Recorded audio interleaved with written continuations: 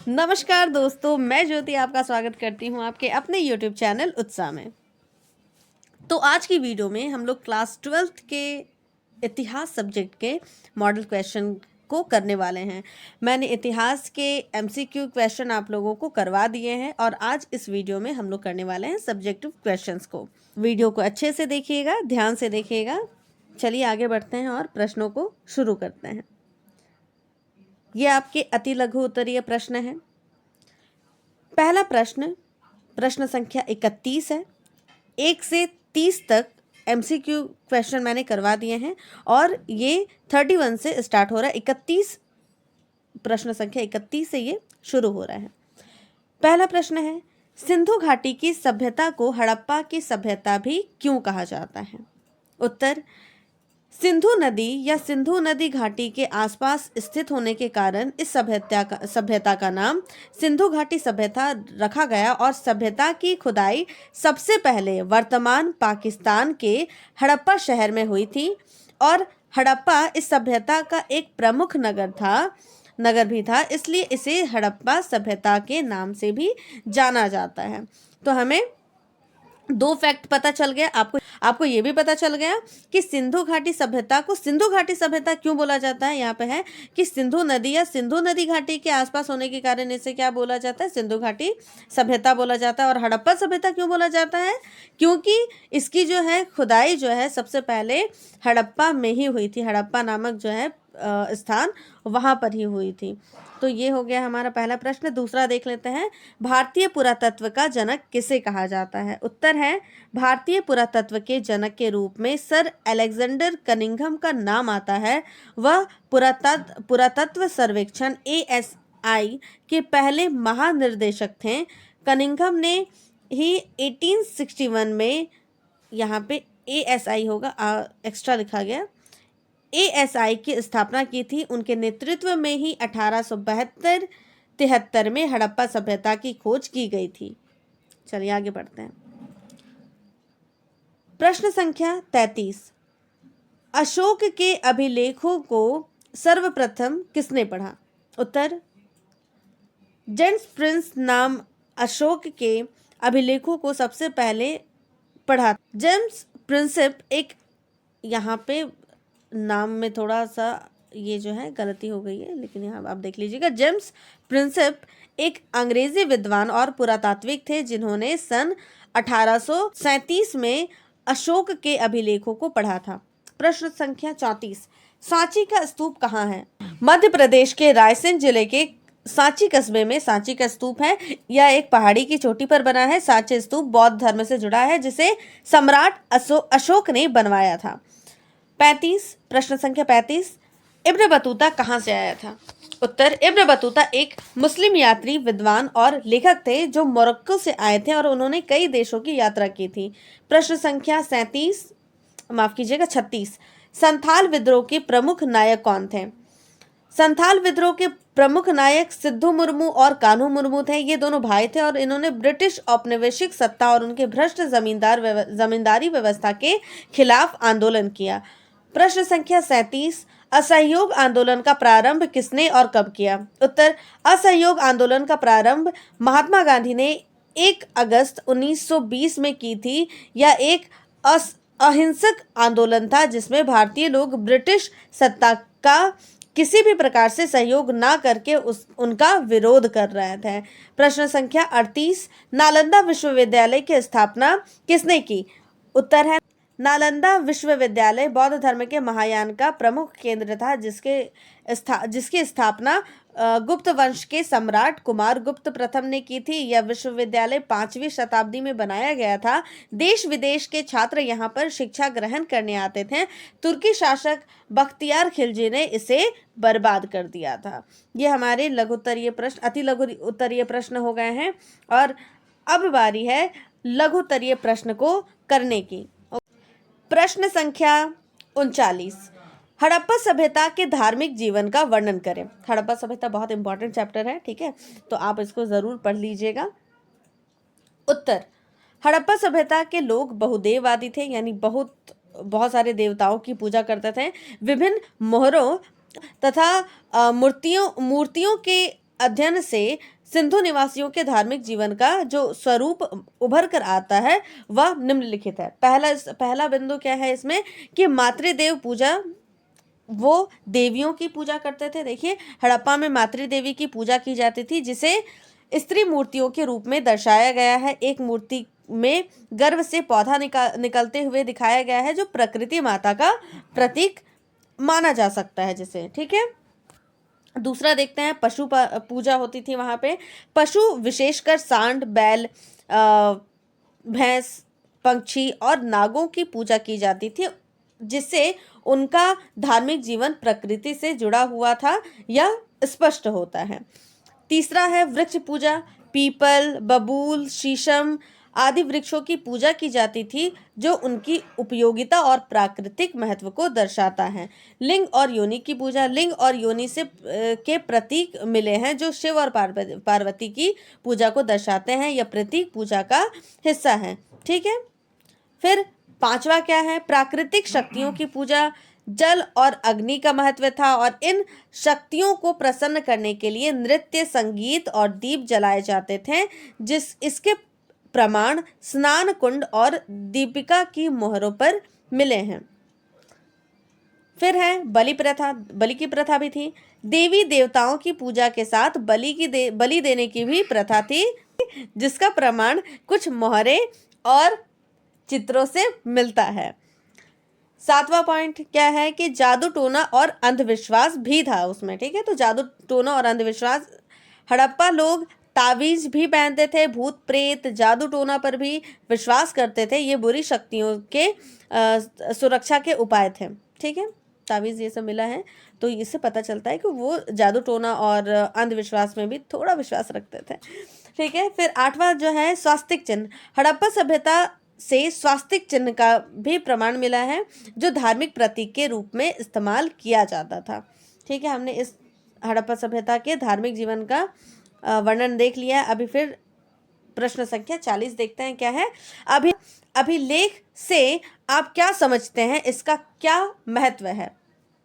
उत्तर, अभिलेख एक दस्तावेज या लिखित रिकॉर्ड होता है, जो किसी घटना, व्यक्ति, स्थान या समय के बारे में जानकारी प्रदान करता है। यह लिखित सामग्री इतिहास, संस्कृतियां और साहित्यिक रचनाओं को समझने में मदद करती है। अभिलेख विभिन्न रूपों में हो सकता है, जैसे शिलालेख या ताम्रपत्र आदि, है ना। शिलाओं में जो लिखा हुआ रहता है वो भी क्या हो जाएगा, अभिलेख आ जाएगा, या फिर ताम्रपत्र जो होते हैं वो भी अभिलेख में आ जाएंगे। अभिलेख का महत्व क्या है, क्यों इम्पोर्टेंट है, क्यों पढ़ रहे हैं, उसके बारे में देखते हैं। इतिहास का स्रोत, सबसे पहला तो वो इतिहास का स्रोत होता है। अभिलेख ऐतिहासिक घटनाओं, व्यक्तियों और संस्कृतियों के बारे में महत्वपूर्ण जानकारी प्रदान करता है। ये इतिहासकारों और शोधकर्ताओं के लिए प्राथमिक स्रोत होता है, जो अतीत को समझने में मदद करता है। अभिलेख के द्वारा हमें जो भी लिखा हुआ रहता है, हम उसके द्वारा भी ये समझ पाता है कि अच्छा ठीक है, जिन्होंने भी अभिलेख को लिखवाया है या फिर जिन्होंने भी लिखा है, जिस भी टॉपिक के बारे में लिखा है उसके बारे में हमें पता चलता है, वहाँ की व्यवस्था के बारे में पता चलता है, चीज़ों के बारे में पता चलता है, और जो भी लिखा हुआ होता है, और इवन लिपि के बारे में पता चलता है ना। चलिए आगे देखते हैं। संस्कृति और समाज का अध्ययन। अभिलेख समाज की संरचना, धार्मिक प्रथाओं, कानूनी व्यवस्था और अन्य सामाजिक पहलुओं की जानकारी देते हैं। यह हमें पुराने समय के जीवन, परंपराओं और आदतों को समझने में मदद करता है। कानूनी महत्व। कई अभिलेख कानूनी दस्तावेज होते हैं, जैसे भूमि का स्वामित्व प्रमाण, अनुबंध या शाही आदेश। ये कानूनी अधिकारों और दायित्व को प्रमाणित करने का कार्य करते हैं। फिर भाषाई और लिपि अध्ययन। जैसे मैंने आपको बताया था कि अभिलेख जिस भी भाषा में लिखी रहेगी, उससे हमें भाषा का भी ज्ञान होता है और लिपियों का भी ज्ञान होता है। फिर देखते हैं भूतकाल से जुड़ाव। अभिलेख प्राचीन सभ्यताओं के योगदानों से जोड़ते हैं और अतीत के दस्तावेज के रूप में कार्य करते हैं, जिससे हमें अपने इतिहास को जानने और समझने का अवसर मिलता है, ठीक है। प्रश्न संख्या 41 देखते हैं। त्रिपिटक से आप क्या समझते हैं? उत्तर क्या है? त्रिपिटक बौद्ध धर्म का महत्वपूर्ण धर्म ग्रंथ है। ये 3 पीठिका भी कहा जाता है इसे। यह गौतम बुद्ध के उपदेशों और उनके अनुयायियों या स्टूडेंट्स के विचारों का संकलन है, जिसमें बौद्ध धर्म के सिद्धांत, उपदेश और प्रथाएं वर्णित हैं। त्रिपिटक 3 मुख्य भागों में बटा हुआ है। देख लेते हैं यहाँ पे। पहला विनय पिटक, यह भाग बौद्ध भिक्षुओं और भिक्षुणियों के लिए नियमों और आचार संहिता का संग्रह है। इसमें भिक्षुओं के अनुशासन, आचार और आस्थाएं शामिल है, जो बौद्ध संगठनों के संचालन और अनुशासन को नियंत्रित करती है। सुत्त पिटक, यह भाग बौद्ध धर्म गौतम बुद्ध के उपदेशों और प्रवचनों का संग्रह है। इसमें विभिन्न सूत्र, कथाएं और उपदेश हैं जो बुद्ध ने अपने अनुयायियों को दिए हैं। यह बौद्ध धर्म के सिद्धांतों, नैतिकताओं और जीवन के मार्ग को समझने का स्रोत है। अभिधम्म पिटक, यह भाग बौद्ध धर्म के दर्शन शास्त्रीय और मानसिक प्रक्रियाओं का विश्लेषण करता है, जिसमें ध्यान, मानसिक अवस्थाएं और बौद्ध धर्म के सूक्ष्मतम विश्लेषण पर गहन विचार किया गया है, जो मनोविज्ञान और दर्शन के सिद्धांतों को समझाने में सहायक है। तो यहाँ पर हम देखते हैं कि विनय पिटक भिक्षुओं से जुड़ा हुआ है। सुत्त पिटक जो है, जो नैतिक सिद्धांत है, बौद्ध धर्म के जीवन जीने का मार्ग जो है उससे जुड़ा हुआ है। और अभिधम्म पिटक जो है वो दर्शन और मनोविज्ञान से जुड़ा हुआ है। अब त्रिपिटक का महत्व क्या है, इंपॉर्टेंस क्या है, ये देख लेते हैं। यह बौद्ध धर्म का सबसे प्रमुख शास्त्र है, जो बौद्ध अनुयायियों के जीवन, विश्वासों और आचार व्यवहार का मार्गदर्शन करता है। त्रिपिटक बौद्ध धर्म के सिद्धांतों, भिक्षु समुदाय के नियमों और ध्यान के अभ्यासों को समझने में महत्वपूर्ण है। यह बौद्ध धर्म के विभिन्न स्कूलों में पढ़ा और अभ्यास किया जाता है और धर्म के विकास में अत्यधिक प्रभावी रहता है। ठीक है, त्रिपिटक हमने कंप्लीट किया इसे। अब देखते हैं प्रश्न संख्या 42। अल-बरूनी पर एक संक्षिप्त टिप्पणी करें। अल-बरूनी कौन थे, क्या है, उनके विषय में थोड़ा जानते हैं यहाँ पे। उत्तर, अल-बरूनी 973 से 1048 महान मुस्लिम विद्वान क्या थे वो, गणितज्ञ, खगोल शास्त्री, इतिहासकार और भूगोलवेत्ता थे, जिनका जन्म ख्वारिज़्म में हुआ।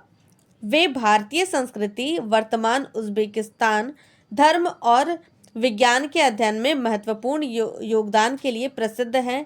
उनकी प्रमुख कृति तहकीक हिंद-माल है, जिसमें उन्होंने भारतीय सभ्यता, हिंदू धर्म, समाज और विज्ञान का निष्पक्ष और वैज्ञानिक दृष्टिकोण से विश्लेषण किया। अल-बरूनी ने संस्कृत सीखी और भारतीय ग्रंथों का अरबी में अनुवाद किया। उनका खगोल शास्त्र और गणित में भी योगदान था। खासकर पृथ्वी की परिधि मापने में वे अपने समय के अग्रणी वैज्ञानिक थे और उनके काम ने मध्यकालीन मुस्लिम वैज्ञानिकों को प्रभावित किया। उनका भारतीय समाज और संस्कृति पर किया गया अध्ययन आज भी महत्वपूर्ण है और उनकी वैज्ञानिक सोच ने कई क्षेत्रों में प्रगति की दिशा निर्धारित की। ठीक है, अब देखते हैं सगुण भक्ति और निर्गुण भक्ति परंपरा क्या है। उत्तर है, निर्गुण और सगुण का अर्थ और दोनों भक्ति परंपराओं के अंतर निम्नलिखित है। देखिए, निर्गुण में क्या है, इसका अर्थ है, निर्गुण का अर्थ है गुणहीन या गुणों से परे। और यहाँ पे गुण क्या है, रस, गंध और स्पर्श। इसका मतलब है कि भगवान में कोई विशेष रूप, गुण या लक्षण नहीं होता है। वह निराकार ब्रह्म के रूप में होते हैं। ना हम उन्हें गंध के रूप में, ना उनका कोई सुगंध होता है, ना ही स्पर्श हम उन्हें कर सकते हैं, ना ही वो कोई आकार लिए हुए हैं जिसका स्पर्श करना संभव है, ना ही हम उन्हें देख सकते हैं। ना वो रूप में है, ना ही स्पर्श या गंध जैसे उनके पास कोई गुण है, ये हम देखते हैं। और भक्ति परंपरा में क्या है, निर्गुण भक्ति में भक्त भगवान को निराकार रूप में पूजते हैं, जिसमें कोई रूप और गुण नहीं होते हैं। मतलब निराकार ईश्वर की पूजा करते हैं और इसे मूर्ति या फिर अवतार से नहीं जोड़ते हैं। फिर सगुण, इसका अर्थ क्या हुआ, सगुण का अर्थ है गुणों से युक्त या विशेष लक्षणों के साथ। इसका मतलब है कि भगवान के पास रूप, गुण और लक्षण होते हैं, वह एक साकार रूप में पूजे जाते हैं। हम लोग सगुण भक्ति में ये करते हैं कि ईश्वर में रूप भी हो सकता है, हम उनको स्पर्श भी कर सकते हैं, रूप रस गंध जो है वो हो सकता है ईश्वर में। और यही चीज़ है भक्ति परंपरा में क्या करते हैं, सगुण भक्ति में भगवान को किसी विशिष्ट रूप जैसे राम, कृष्ण, शिव आदि के गुणों के साथ पूजा की जाती है, मूर्ति पूजा करते हैं, है ना। और साथ ही साथ हम अवतार भी मानते हैं कि ईश्वर धरती पर अवतार लेकर भी आ सकता है, एक रूप में आ सकते हैं। मुख्य अंतर क्या है, ईश्वर के रूप में क्या अंतर है निर्गुण और सगुण में?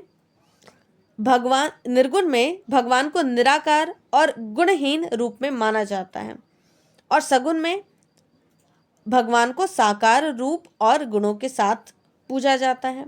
गुरु का महत्व इसमें है। गुरु का महत्व निर्गुण में गुरु को ज्ञान देने वाला और दृष्टि खोलने वाला माना जाता है, किसमें? निर्गुण में। और सगुण गुरु को ईश्वर का रूप माना जाता है और उनकी महिमा अनंत मानी जाती है। दोनों में ही गुरु बहुत महत्वपूर्ण है। ठीक है। धार्मिक अनुष्ठान क्या है?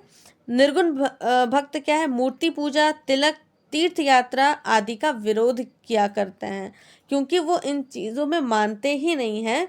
निर्गुण भक्ति में तिलक या मूर्ति की पूजा या फिर तीर्थ की यात्रा क्या है, उसको माना ही नहीं जाता है। और सगुण में मूर्ति पूजा, संकीर्तन, तिलक, तीर्थ यात्रा आदि को आवश्यक माना जाता है। ईश्वर की संख्या, निर्गुण भक्ति में ईश्वर को निराकार और एकतावादी रूप में माना जाता है, और सगुण में भक्ति में ईश्वर के विभिन्न रूपों और अवतारों का वर्णन किया जाता है, जैसे राम, कृष्ण, शिव आदि। उदाहरण, निर्गुण भक्त कौन है? संत कबीर है, गुरु नानक है, रहीम है। और सगुण भक्त में क्या है? तुलसीदास, सूरदास, मीरा, रसखान, इनकी कविता भी आपने पढ़ी होगी, है ना। प्रश्न संख्या 44, गोपुरम से आप क्या समझते हैं? उत्तर, गोपुरम दक्षिण भारतीय मंदिरों के प्रवेश द्वार पर स्थित ऊंचा और सजावटी टावर होता है। यह धार्मिक प्रतीकों से सजा होता है और मंदिर में प्रवेश का मार्ग दर्शाता है। इसका गुण क्या क्या है? चलिए, पहला क्या है? विशाल पिरामिड नुमा टावर। मंदिर के मुख्य प्रवेश द्वार पर स्थित ऊंचा टावर रहता है। दक्षिण भारतीय मंदिरों की विशेषता है ये खासकर दक्षिण भारतीय मंदिरों में पाया जाता है, जैसे तिरुपति, मदुरै आदि। मूर्ति और नक्काशी में सजा, गोपुरम पर देवी देवताओं, मिथकीय जीवों और धार्मिक चित्रों की नक्काशी होती है। किरीट कलश, गोपुरम के ऊपर धार्मिक महत्व का कलश या ध्वज स्थित होता है। आयताकार आकार, अधिकतर आयताकार आकार में होते हैं और जो दृश्य रूप में आकर्षित करता है। कई तलों में बनी होती है। गोपुरम कई तलों में बटी होती है। हर तल एक और अधिक नक्काशी और मूर्तियां होती है। ऊपर से तंग, जैसे जैसे गोपुरम ऊपर की ओर बढ़ता है वह तंग होता जाता है और उसकी वास्तुकला का हिस्सा है। द्वार का कार्य, ये क्या है? यह मंदिर की चारद्वारी के द्वार के रूप में कार्य करता है, जिससे श्रद्धालु प्रवेश करते हैं। दूरी से मंदिर का संकेत, क्योंकि ये बहुत ऊंचा रहता है तो दूर से ही ये पता चल जाता है कि यहाँ पे कोई मंदिर है। अब देखिए, मैंने गोपुरम के बारे में बतला तो दिया, लेकिन आप इसको तब तक अच्छे से नहीं समझोगे जब तक आप देखोगे नहीं, इसलिए मैंने इसको यहाँ पे देखिए गोपुरम का पिक्चर भी रख दिया है। ठीक है, ये है पूरा गोपुरम। ठीक है, देखिए यहाँ पर आप और जूम करोगे तो यहाँ पर आप देखोगे कि यहाँ पे छोटी छोटी मूर्तियाँ बनी हुई हैं, और ये क्या है? आयताकार आकार से धीरे धीरे ऐसे ऐसे करके जो है इसके ऊपर ये ऊपर और बढ़ता जाएगा। और जो भी मैंने अभी आपको गुण बतलाया है सारा इसमें आपको दिख जाएंगे। ठीक है, देखिए, और ये देखिए, ये प्रवेश द्वार है, और गोपुरम में से आप प्रवेश करोगे और उसके बाद फिर आपका ये मंडप और ये सारी चीज़ें होती है। गर्भगृह जो होता है वो तो अंदर ये रहेगा, गर्भगृह तो जहाँ पर मूर्ति रहेगी वो हो जाता है। लेकिन ये आपका गोपुरम जहाँ पर आप एंट्री कर रहे हो, ठीक है, जो मेन गेट होता है, आप उससे ये समझ सकते हैं वही। ठीक है, मैंने यहाँ पर पिक्चर रखा है। तो आशा करती हूँ ये आपको समझ में आ गया होगा। चलिए अब अगले प्रश्न की ओर बढ़ते हैं। प्रश्न संख्या 45, 1857 की क्रांति में तत्कालिक कारणों को बतलाएं। उस समय के ऐसे क्या कारण थे जिससे 1857 की क्रांति हुई? तो देखिए, उत्तर 1857 की क्रांति के तत्कालीन कारण जो है वो क्या थे, देखते हैं। एनफील्ड राइफल का कारतूस विवाद। इसमें क्या हुआ था, ब्रिटिश सेना के भारतीय सैनिकों को नए एनफील्ड राइफल के कारतूस का प्रयोग करना था। यह कारतूस गाय और सुअर की चर्बी से बना था, जो हिंदू और मुसलमान सिपाहियों के धार्मिक विश्वासों के खिलाफ था। हिंदू गाय को पवित्र मानते थे और मुसलमान के लिए सुअर का मांस हराम था। इस मुद्दे ने सैनिकों में भारी आक्रोश पैदा किया।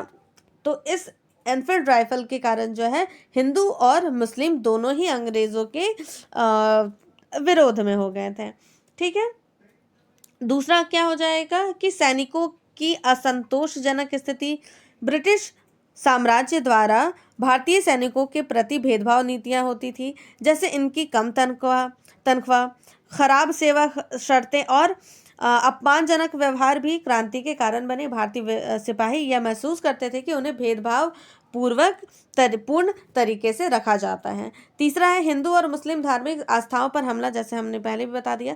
ब्रिटिश सरकार द्वारा किए गए कुछ धर्मनिरपेक्ष और सांस्कृतिक हस्तक्षेपों, जैसे कि 1856 में भारतीयों के लिए इम्पीचमेंट एक्ट और ईसाई धर्म के प्रचार को बढ़ावा देने के प्रयासों ने भारतीयों के बीच असंतोष पैदा किया। वो लोग क्या है, ईसाई धर्म को ज़्यादा बढ़ावा दे रहे थे और हिंदू धर्म और इस्लाम जो है उनको कहीं ना कहीं कम करने का प्रयास किया जा रहा था, खत्म करने का प्रयास किया जा रहा था। ब्रिटिश प्रशासन का विस्तार और भारतीय सांस्कृतिक संस्थाओं पर हमला। ब्रिटिश साम्राज्य के विस्तार के साथ साथ उन्होंने भारतीय शाही परिवारों को खत्म किया और पारंपरिक भारतीय संस्थाओं जैसे राजे रजवाड़ों को कमजोर किया। इससे भारतीय समाज में आक्रोश और असंतोष का कारण माना गया। और ये भी था कि जो दत्तक पुत्र होते थे, जो गोद लिए बच्चे होते थे, उनका भी अधिकार जो है उनको समाप्त कर दिया गया था। प्रश्न संख्या 46, बेशरिया और बाशरिया से आप क्या समझते हैं? उत्तर, शरिया इस्लामिक जीवन के नियमों का सेट है जो कुरान और हदीस पर आधारित है। इसे पालन करने वाले को बाशरिया और इसका उल्लंघन करने वालों को या ना मानने वाले को बेशरिया कहा जाता है। एक रूपता क्या है, दोनों इस्लाम धर्म से संबंधित है, दोनों ही एक ईश्वर यानी अल्लाह में विश्वास करते हैं, दोनों अल्लाह के समक्ष आत्मसमर्पण को महत्वपूर्ण मानते हैं, दोनों सूफी आंदोलन के अनुयायी हैं। बाशरिया को अच्छे से समझते हैं, शरिया के नियमों का पालन करते हैं, नमाज, रोज़ा, ज़कात, इन सब चीज़ों को वो फॉलो करते हैं। धार्मिक कर्तव्यों के माध्यम से आत्मिक शुद्धि की प्राप्ति पे बल देते हैं। चिश्ती, सुहरावर्दी, कादिर सिलसिले के अनुयायी दरगाहों और खानकाहों में रहते हैं। बेशरिया क्या होते हैं, शरिया का पालन नहीं करते हैं या उसे संशोधित, उसमें कुछ सुधार लाना चाहते हैं। शरिया को आध्यात्मिक बाधा मानते हुए आत्मिक स्वतंत्रता की खोज करते हैं। कलंदर, फिरदौसी जैसे सिलसिले यानी मत के अनुयायी हैं। साधारण घुमक्कड़ जीवन जीते हैं, आत्मिकता पर ध्यान केंद्रित करते हैं। चलिए प्रश्न संख्या 47, मोहनजोदड़ो की विशेषताओं का वर्णन करें। यहाँ पर देखते हैं। देखिए, हड़प्पा से 2 प्रश्न आ चुके हैं, हड़प्पा सभ्यता के विषय में, ठीक है, और मोहनजोदड़ो के बारे में, धार्मिक जीवन के बारे में हमने देखा, और मोहनजोदड़ो के बारे में। तो हड़प्पा सभ्यता जो आपका पार्ट है वो तो बिल्कुल भी छोड़िएगा नहीं, पहला चैप्टर ही है, उसको बिल्कुल छोड़ना नहीं है आपको, ठीक है। अब उत्तर देखते हैं। मोहनजोदड़ो की खुदाई से जो विशेषताएं सामने आई है वे इस प्राचीन नगर की उच्चतम नागरिक और सांस्कृतिक स्थिति को उजागर करती है। यहाँ कुछ प्रमुख विशेषताएं दी गई हैं। पहला, सुनियोजित नगर, जो नगर है वो बहुत अच्छा सुनियोजित था। मोहनजोदड़ो एक विशाल नगर था जो 125 हेक्टेयर के क्षेत्र में फैला हुआ था। नगर के 2 हिस्सों में विभाजित किया गया था। पश्चिम में एक ऊंचे जगह पर दुर्ग था, जबकि पूर्व में निचला नगर बसा हुआ था।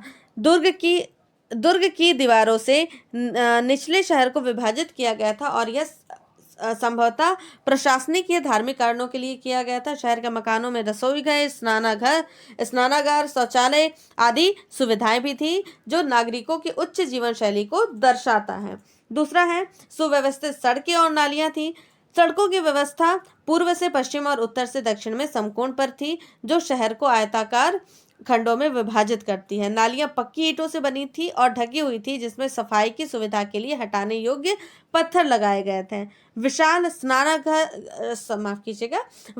स्नानागार और अन्य भवन। मोहनजोदड़ो का सबसे महत्वपूर्ण सार्वजनिक भवन विशाल स्नानागार है, जो दुर्ग के भीतर स्थित था और धार्मिक अनुष्ठानों के लिए इस्तेमाल किया जाता था।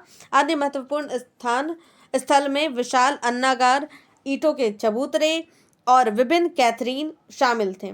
दुर्ग क्षेत्र में एक लंबा भवन था, जिसे एक उच्च अधिकारी का निवास स्थान माना जाता है। कुशल और व्यवस्थित नागरिक प्रबंध। मोहनजोदड़ो के प्रशासन में दक्षता थी, हालांकि यह स्पष्ट नहीं है कि शासक कौन थे, राजा, पुरोहित या व्यापारी। यह भी संभावना है कि नगर का प्रशासन नगर पालिका द्वारा किया जाता था। बावजूद इसके नगर का प्रशासन अत्यधिक व्यवस्थित और उत्तरदायी था, और जो इसकी समृद्धि और शांति को दर्शाता है। प्रश्न संख्या 48, मगध साम्राज्य के शक्तिशाली होने के कारण की चर्चा करें। उत्तर, मगध साम्राज्य प्राचीन भारतीय इतिहास का एक महत्वपूर्ण साम्राज्य था, जो भारतीय उपमहाद्वीपों के मध्य और पूर्वी क्षेत्र हिस्से में स्थित था। यह साम्राज्य अपनी शक्ति, समृद्धि और विस्तार के लिए प्रसिद्ध था। मगध साम्राज्य के शक्तिशाली होने के कई कारण थे, जिसमें एक प्रमुख कारण निम्नलिखित है। पहला, भौगोलिक स्थिति। राजगृह और पाटलिपुत्र की रणनीति स्थिति। राजगृह यानी राजगीर की भौगोलिक स्थिति अत्यधिक महत्वपूर्ण थी। यह जगह 5 पहाड़ियों से घिरी हुई थी, जिससे यह प्राकृतिक रूप से एक किला जैसा संरक्षित स्थान था। यहाँ का मजबूत किला और सुरक्षा की दृष्टि से उपयुक्त स्थिति इस शहर को एक प्रमुख राजधानी बनाने में सहायक थी। पाटलिपुत्र, अब पटना, की भौगोलिक स्थिति भी अत्यधिक महत्वपूर्ण थी। यह गंगा, गंडक, सन और पुनपुन नदियों के संगम पर स्थित था, जिससे यह एक जल दुर्ग के समान था। नदियां इसके चारों ओर सुरक्षा की दीवार की तरह काम करती थी, और इससे व्यापार और संचार में भी सुविधा मिलती थी। दूसरा है लोहे के समृद्ध भंडार। मगध का दक्षिणी क्षेत्र, जो वर्तमान में झारखंड में स्थित है, लोहे के खनिजों में समृद्ध था। यह लोहे की उपलब्धता मगध के लिए अत्यधिक फायदेमंद साबित हुई, क्योंकि इसमें लोहा बनने की प्रक्रिया सस्ती और सुलभ हो गई। लोहे के हथियार और उपकरण मगध के शासकों के पास मजबूत सैन्य बल बनाने के लिए उपलब्ध थे, जिससे उनके सामरिक बल को अत्यधिक बढ़ावा मिला। तीसरा है उपजाऊ कृषि। मगध का क्षेत्र कृषि के दृष्टिकोण से बहुत उपजाऊ था। गंगा और उसकी सहायक नदियां इस क्षेत्र की दृष्टि में योगदान देती थी। उपजाऊ भूमि में से अच्छी फसलें मिलती थी, जिससे कृषि में आत्मनिर्भरता बढ़ी। इस क्षेत्र की कृषि समृद्धि ने न केवल साम्राज्य की अर्थव्यवस्था को मजबूत किया, बल्कि इसे सशक्त शाही शक्ति की नींव भी प्रदान की। जल मार्ग से यातायात के साधन। गंगा नदी और उसकी सहायक नदियों की उपस्थिति में जल मार्ग से यात्रा को सुगम बनाया गया। ठीक है, ये बना दिए। ठीक है, व्यापार भी बहुत आसान था वहां से जल मार्ग के द्वारा। हाथी की उपलब्धता। मगध क्षेत्र में हाथी की बड़ी संख्या पाई जाती है, जो युद्ध में महत्वपूर्ण भूमिका निभाते थे। हाथियों का उपयोग युद्ध में दुश्मन की सेना को डराने, दलदली स्थानों और दुर्ग को तोड़ने के लिए किया जाता था। हाथी के उपयोग से मगध की सेना को न केवल सैन्य दृष्टि से मजबूती मिली, बल्कि युद्ध रणनीतियों में भी उसे एक बढ़त प्राप्त हुई। योग्य शासक बिंबिसार, अजातशत्रु और महापद्मनंद जैसे शासकों की योग्यता और उसकी महत्वाकांक्षाओं ने मगध साम्राज्य को अत्यधिक सशक्त और शक्तिशाली बना दिया। बिंबिसार ने काशी, अंग और वज्जी जैसे शक्तियों को पराजित किया और मगध के साम्राज्य का विस्तार किया। अजातशत्रु ने अपने पिता बिंबिसार की नीति को जारी रखते हुए लिच्छवी संघ को हराया और अपने शक्ति को और विस्तारित किया, और महापद्मनंद ने नंद वंश की नींव रखी और मगध को एक नई दिशा दी, जिसके बाद यह साम्राज्य और भी सशक्त हुआ। इन शासकों की नीतियों ने न केवल साम्राज्य का विस्तार किया बल्कि इसे स्थिर और समृद्ध भी बनाया। अब हम देखते हैं अगला प्रश्न। देखिए, तो वर्ण व्यवस्था और जाति व्यवस्था पर अल-बरूनी के विवरण का परीक्षण करें। उत्तर देखते हैं। सुप्रसिद्ध अरबी लेखक अल-बरूनी ने भारत के बारे में अपनी किताब उल हिंद या ताकिए हिंद में विस्तृत रूप से लिखा है। इस पुस्तक में उन्होंने भारतीय समाज, रीति रिवाज, खान पान, वेशभूषा, उत्सव त्योहार और आमोद प्रमोद के बारे में जानकारी दी। जाति व्यवस्था। अल-बरूनी ने जाति व्यवस्था के बारे में लिखा कि सबसे ऊंची जाति ब्राह्मण है, जिसे हिंदू ग्रंथों में ब्रह्मा के सिर से उत्पन्न माना जाता है। जिसके बाद क्षत्रिय है, जिसे ब्रह्मा के कंधों और हाथों से उत्पन्न माना जाता है। और उसके बाद वैश्य और शूद्र है, जिसका सृजन क्रमशः ब्रह्मा के जांघों और पैरों से हुआ माना जाता है। हालांकि अल-बरूनी ने यह भी बताया कि इन जातियों के बीच ज्यादा भेदभाव नहीं था और ये सभी एक ही शहर और गांव में एक साथ रहते थे। ऐसा नहीं था कि वो लोग अलग अलग क्षेत्र में रहते थे, ऐसा नहीं था। ठीक है। जाति व्यवस्था की तुलना उन्होंने किससे की है? प्राचीन भारत की सामाजिक व्यवस्था से। यहाँ पे भारत नहीं होगा, प्राचीन फारस होगा। ठीक है, यहाँ पे भारत नहीं, फारस। अल-बरूनी ने भारत की जाति व्यवस्था की तुलना प्राचीन फारस, यहाँ पे देखिए, प्राचीन फारस की सामाजिक व्यवस्था से की, जिसमें भी 4 वर्ण थे: घुड़सवार और शासक वर्ण, भिक्षु और अनुष्ठानिक, पुरोहित और चिकित्सक और वैज्ञानिक, और कृषक और शिल्पकार। इससे अल-बरूनी यह स्पष्ट करना चाहते थे कि जाति व्यवस्था केवल भारत तक सीमित नहीं है बल्कि अन्य समाजों में भी इसका रूप था। जिसके साथ ही उन्होंने यह भी कहा है कि इस्लाम में जाति व्यवस्था का कोई विभाजन नहीं है और सभी लोग समान माने जाते हैं, भिन्नता केवल धर्म पालन में होती है। चलिए आगे बढ़ते हैं। अपवित्रता की मान्यता को अस्वीकार किया अल-बरूनी ने जाति व्यवस्था की ब्राह्मणवादी व्याख्या को स्वीकार किया, लेकिन पवित्रता और अपवित्रता की धारणा को जो है वो नकार दिया। उनका मानना था कि जो वस्तुएं अपवित्र हो जाती है वे पवित्रता को पुनः प्राप्त करने की कोशिश करती है। उदाहरण के लिए उन्होंने सूर्य और हवा का उदाहरण दिया। सूर्य हवा की गंदगी को दूर करता है, समुद्र का नमक पानी को गंदा होने से बचाता है। उनका यह मानना था कि यदि ऐसा ना हो तो पृथ्वी पर जीवन संभव ही नहीं, कोई अपवित्र चीज पवित्र नहीं हो सकती। ऐसा जो है, अगर ऐसा हो तब तो फिर जीवन संभव ही नहीं हो, है ना। उनके अनुसार जाति व्यवस्था और अपवित्रता की अवधारणा प्रकृति के नियमों के खिलाफ है। मूल्यांकन क्या है? अल-बरूनी का जाति व्यवस्था पर विवरण उनके संस्कृत ग्रंथों के गहन अध्ययन पर आधारित था। हालांकि उन्होंने ब्राह्मणवादी दृष्टिकोण को स्वीकार किया, लेकिन असल जीवन में इन नियमों का पालन कठोरता से नहीं होता था। अंत्यज यानी निचली जाति व्यवस्था के बाहर होते हुए भी सत्ता श्रम देने के लिए किसान और जमींदार के लिए काम करते थे। इस प्रकार वे सामाजिक उत्पीड़न का शिकार होते हुए भी आर्थिक तंत्र का हिस्सा थे। ठीक है, आगे आप देखते हैं। 1857 के विद्रोह के प्रमुख कारणों की विवेचना करें। हमने ये लघुत्तरीय प्रश्न में भी देखा और दीर्घोत्तरीय प्रश्न में उसे और विस्तार से समझेंगे। यहाँ पर 1857 में जो ये हुआ था विद्रोह, उसके बारे में देखिए, पॉइंट मैंने रखा है कि राजनीतिक कारण का क्या था? डलहौजी की गोद निषेध नीति और राज्य हड़प नीति के तहत कई राज्यों के राज्यों को ब्रिटिश साम्राज्य में शामिल किया था, जैसे सातारा, झांसी और अवध। उन्होंने मुगलों के बादशाह को समाप्त किया और भारतीय शासकों की सेवाओं को भंग कर दिया, जिससे असंतोष बढ़ा। दूसरा है सामाजिकरण, अंग्रेजों द्वारा समाज सुधार की कोशिश, जैसे सती प्रथा का उन्मूलन, विधवा विवाह का समर्थन और भारतीय संस्कृति के प्रति अपमान ने विरोध को जन्म दिया। साथ ही अंग्रेजी शिक्षा और ईसाई धर्म का प्रचार भी भारतीयों में विद्रोह की भावना उत्पन्न करने का कारण बने।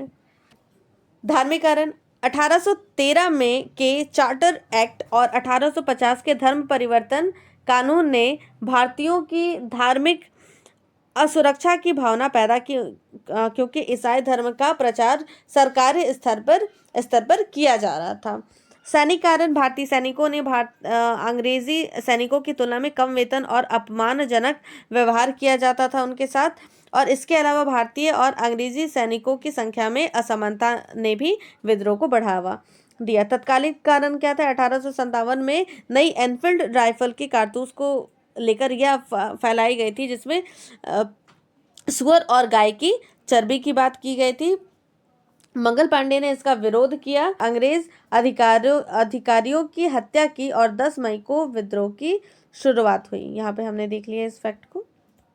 प्रश्न संख्या 51, भारतीय राष्ट्रीय आंदोलन में गांधी जी की भूमिका का वर्णन करें। उत्तर है, महात्मा गांधी ने भारतीय राष्ट्रीय आंदोलन में अहम भूमिका निभाई और उनका योगदान भारतीय स्वतंत्रता संग्राम के निर्णायक क्षणों में रहा। गांधी जी के योगदान की मुख्य बातें इस प्रकार हैं। पहला, अहिंसा और सत्याग्रह का सिद्धांत। गांधी जी ने अहिंसा और सत्याग्रह के सिद्धांत का पालन किया। उन्होंने यह सिद्धांत दुनिया भर में सामाजिक और राजनीतिक आंदोलन को प्रभावित किया। ठीक है, उन्होंने हिंसा रहित जो है वो क्रांति किया और सत्य का आग्रह का निवेदन किया। असहयोग आंदोलन कब हुआ? 1920 से 21। गांधी जी ने असहयोग आंदोलन की शुरुआत की, जिसमें भारतीयों ने ब्रिटिश सरकार के सभी संस्थाओं और कानूनों को सरकारी सेवाओं से असहयोग किया। ठीक है, यानी सपोर्ट नहीं किया। सहयोग का सिंपल सा अर्थ है कि सपोर्ट ना करना। यह आंदोलन ब्रिटिश शासन के खिलाफ जन आंदोलन के रूप में फैल गया। तीसरा पॉइंट, सविनय अवज्ञा आंदोलन। गांधी जी ने नमक कर के खिलाफ सविनय अवज्ञा आंदोलन की शुरुआत की, जिसमें उन्होंने दांडी यात्रा की और ब्रिटिश नमक कानून को तोड़ा। यह आंदोलन भारतीयों के प्रतिरोध और स्वतंत्रता की इच्छा को जगाने में सफल रहा। चौथा, भारत छोड़ो आंदोलन 1942। गांधी जी ने भारत छोड़ो आंदोलन का आह्वान किया, जिसमें उन्होंने ब्रिटिश शासन को पूरी तरह से समाप्त करने की मांग की। इस आंदोलन के दौरान लाखों भारतीयों ने सामूहिक रूप से ब्रिटिश शासन के खिलाफ संघर्ष किया। पांचवा क्या है? चंपारण सत्याग्रह 1917। गांधी जी ने चंपारण बिहार में किसान के हक के लिए सत्याग्रह किया, जिसमें उन्होंने बेतरतीब करों और शोषण के खिलाफ आवाज उठाई। ब्रिटिश सरकार के खिलाफ संघर्ष। गांधी जी ने ब्रिटिश सरकार की दमनकारी नीतियों के खिलाफ आवाज उठाई और उनके खिलाफ कई बार आंदोलन का नेतृत्व किया। उनका लक्ष्य भारतीयों को आत्मनिर्भर और स्वतंत्र बनाना था।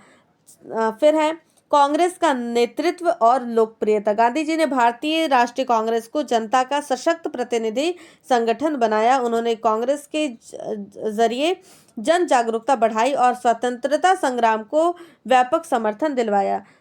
दुनिया भर में प्रभाव। गांधी जी के अहिंसक दृष्टिकोण और संघर्ष की शैली ने दुनिया भर के नागरिक अधिकारों और आंदोलनों को प्रभावित किया। उनके सिद्धांतों का पालन अन्य देशों में भी स्वतंत्रता संग्राम और संघर्ष में किया गया। तो गांधी जी जो आंदोलन कर रहे थे वो भी हिंसा के बिना हिंसा के अहिंसक रूप से जो विरोध कर रहे थे अंग्रेजों का, वो बहुत ही प्रभावशाली था।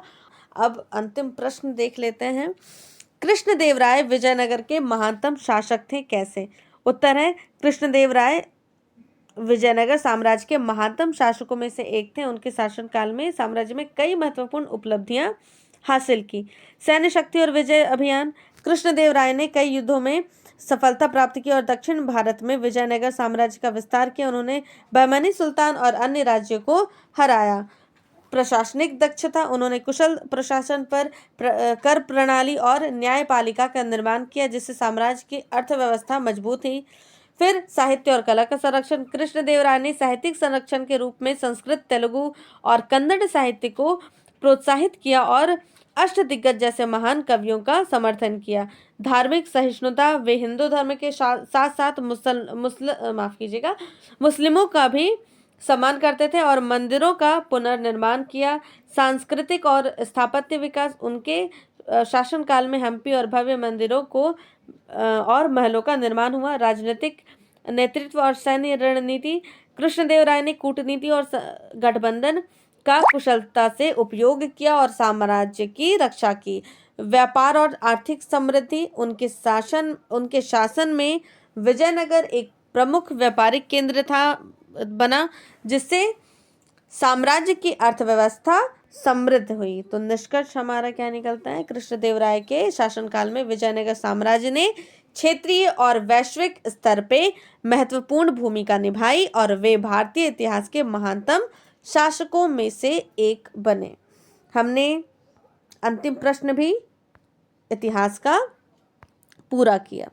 आपको वीडियो कैसी लगी हो हमें कमेंट के माध्यम से ज़रूर बतलाएं। अच्छी लगी हो वीडियो तो इसे लाइक करना ना भूलें, वीडियो को शेयर ज़रूर करें और हमारे चैनल से जुड़ने के लिए चैनल को सब्सक्राइब करना ना भूलें। धन्यवाद। जय हिंद। पढ़ो उत्साह के साथ।